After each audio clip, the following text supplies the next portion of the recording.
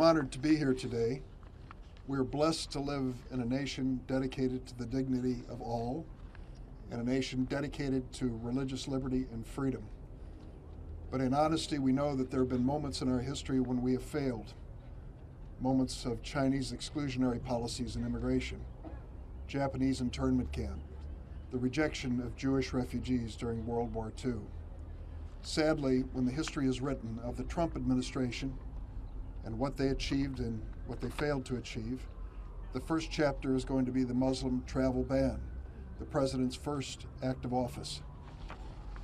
In December 2015, then presidential candidate Donald Trump first called for a complete and total shutdown of Muslims entering the United States.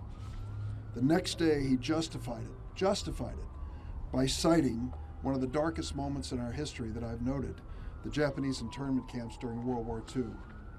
Then, within a week of becoming president, Donald Trump put that ugly rhetoric into action and issued the very first version of the Muslim travel ban. We remember what followed. I can remember in the city of Chicago as attorneys streamed out to O'Hare International Airport to try to provide counsel and assistance to families that were stranded and fearful of their future.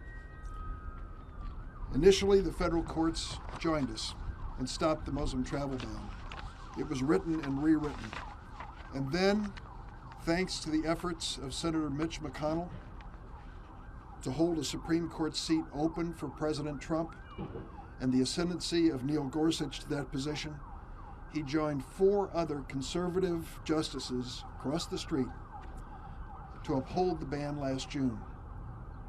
Listen to the words of Justice Sotomayor's dissent as she walked through the history of President Trump's anti-Muslim rhetoric and concluded that the ban was, quote, driven primarily by anti-Muslim animus. This is what she wrote. In holding that the First Amendment gives way to an executive policy that a reasonable observer would view as motivated by animus against Muslims, the majority opinion upends this court's precedent, repeats tragic mistakes of the past, and denies countless individuals the fundamental right of religious liberty.